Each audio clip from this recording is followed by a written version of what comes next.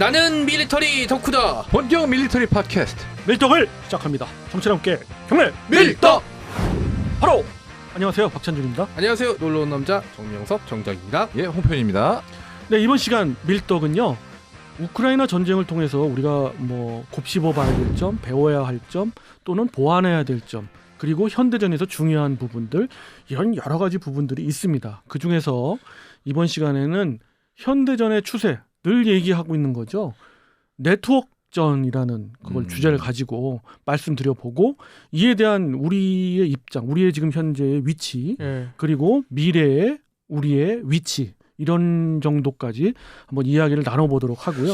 근데 네트워크 전이라고 하면 사람들이 이제 개념을 잡는 분도 계시고 개념이 좀 애매한 분도 계시고 하는데 간단하게 한번 설명을 해주시죠. 네. 여러분들이 봐왔지만 현대 전장에서 정말이지 중요한 부분은 화력, 뭐 이런 여러 가지 뭐 공격력, 방어력 뭐 이런 거 있겠지만은 가장 중요한 건 뭡니까? 눈과 그죠. 그 다음에 지시위 체계에 달려 있다. 그러니까 적재적소에 상대방의 위치를 파악하고 적절한 무기로 상대방을 무력화시킬 수 있는. 그렇죠. 그렇죠. 그래서 결론적으로 말씀드리면 초연결, 초고속의 그런 지휘 계통을 마련한다.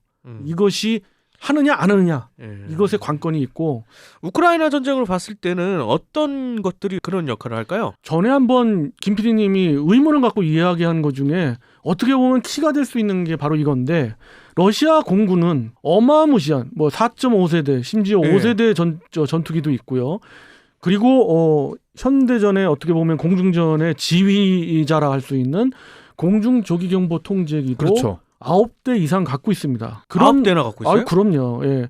그렇게 갖고 있으니 군사력이 2위라고 하는 거죠. 전 세계 2위라고. 그러면 당연히 우크라이나 공군은 우수수 떨어져야 됩니다. 뭐 이미 이론상으로 이미 싹 소멸도 했어요, 맞죠? 그렇죠. 뜨자마자 그것도 아무리 성능이 뭐 그 스펙보다 떨어진다 하더라도 적어도 공중 조기경보 통제를 하면 400km의 반경 400km의 그렇죠. 방공 내지는 전투기 그 외의 헬기. 기체들 네. 다 식별할 수 있고 탐지하고 그걸 또 통제까지 할 수 있는, 그래서 조기경보 통제기라고 하는데, 그 기능이 있는 기체가 9대나 있는데 뭐 운영을 잘못해서 그거의 절반 운영률밖에 안 된다고 쳤어도 3-4대 정도, 심지어 우크라이나 전역만 보면 2대 정도만 항상 떠 있을 정도의 전력이면 게임은 끝난 거예요. 원래대로면 그렇죠. 원래대로면.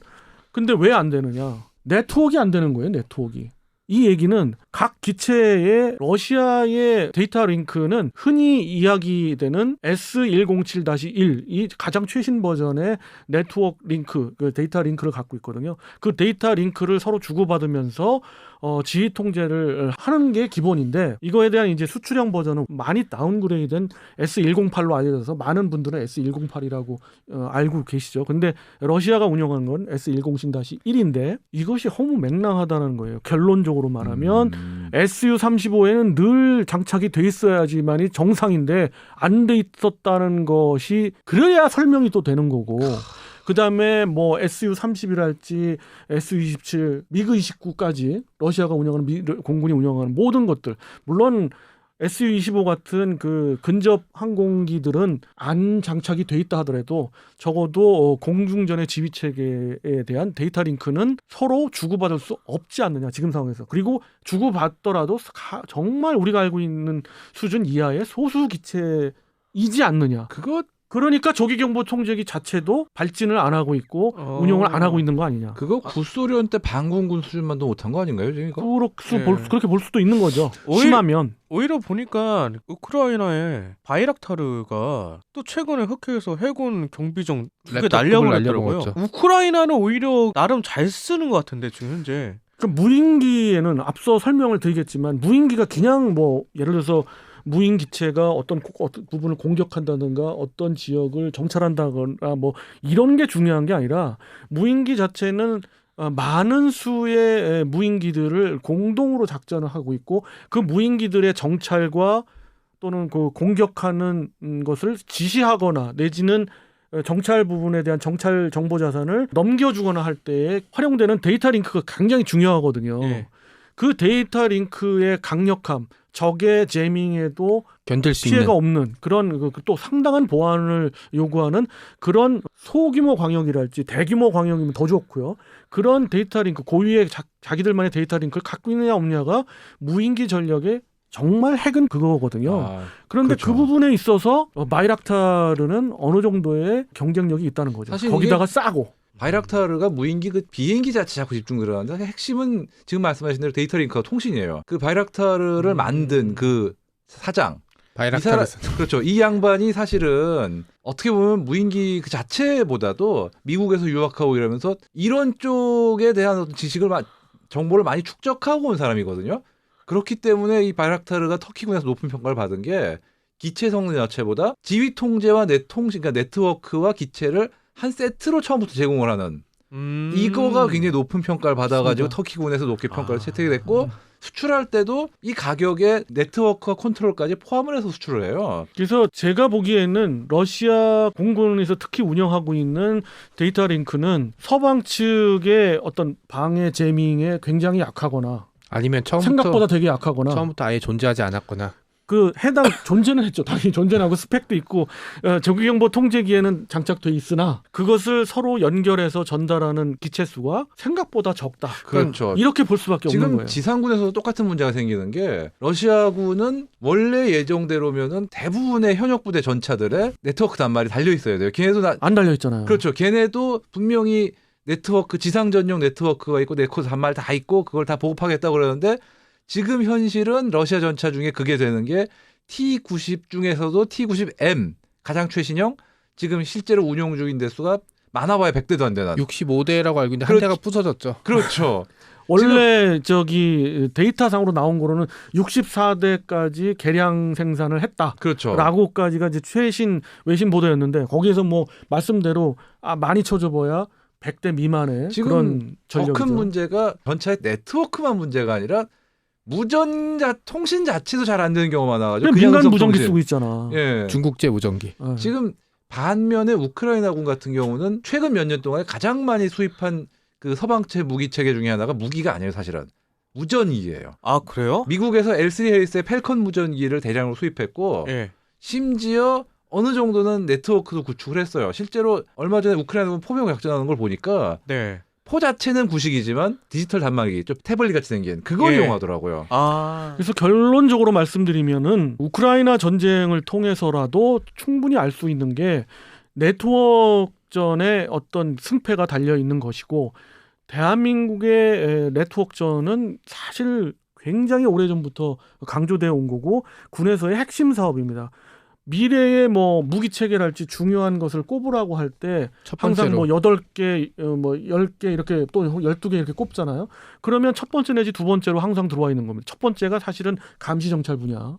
두 번째가 초연결 네트워크 분야죠. 그러니까 이번 전쟁의 전운 중에 하나가 러시아군 포로가 잡힐 때 가장 항상 하는 얘기가 상급 부대와 통신이 안 된다.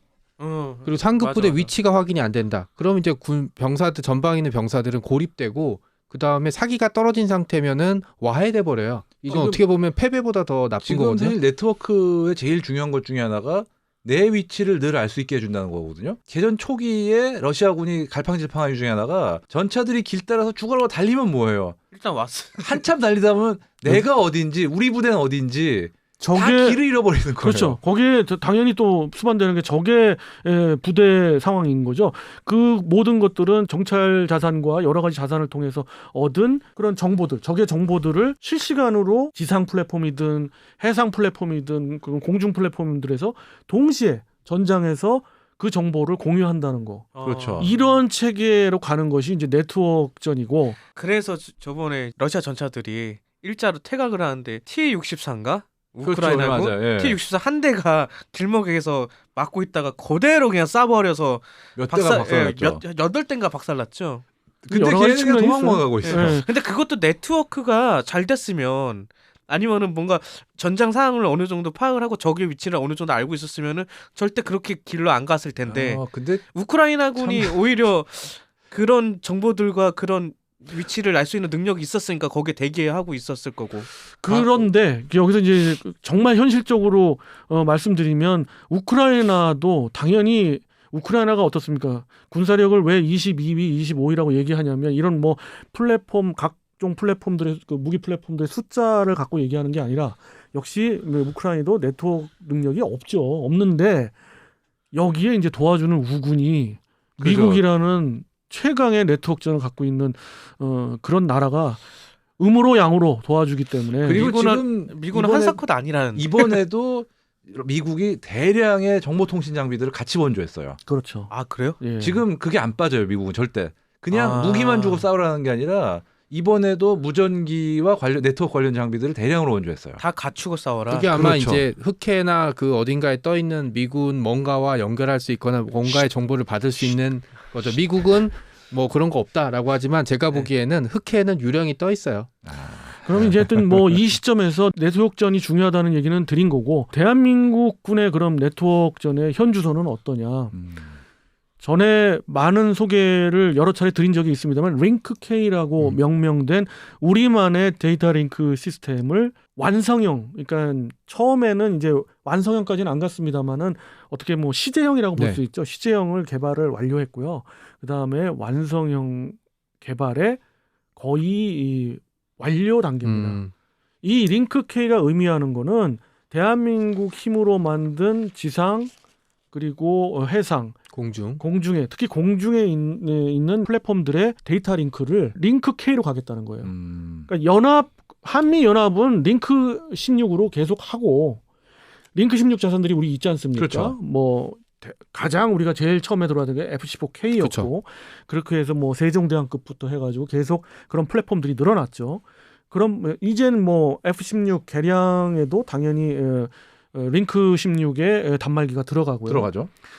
그런 그 기체들은 링크 16, 그러니까 한미 연합 작전을 하기 위한 링크 16을 꼭 필요합니다. 그 부분도 많은 부분들이 너무 자주 독립을 강조하시거나 어떻게 보면 우리 링크 K로만 다 해야지 되지 않느냐, 링크 16 다 없애야 되지 않느냐. 아유, 그건 말도 안 되죠. 상당히 아니 비현실적인 그렇게 따지면 얘기고. 나토는 링크 16하고 자기네 체계를 다 호환하게 그렇습니까? 했겠습니까? 그리고 현대전에서의 진정한 자주국방이라는 건 우리의 의지가 반영된다 안 된다 그 개념인 거지, 위험이거나 뭐 어떤 전쟁이 벌어졌을 때 지역 통합의 어떤 방어 이런 쪽으로 갑니다.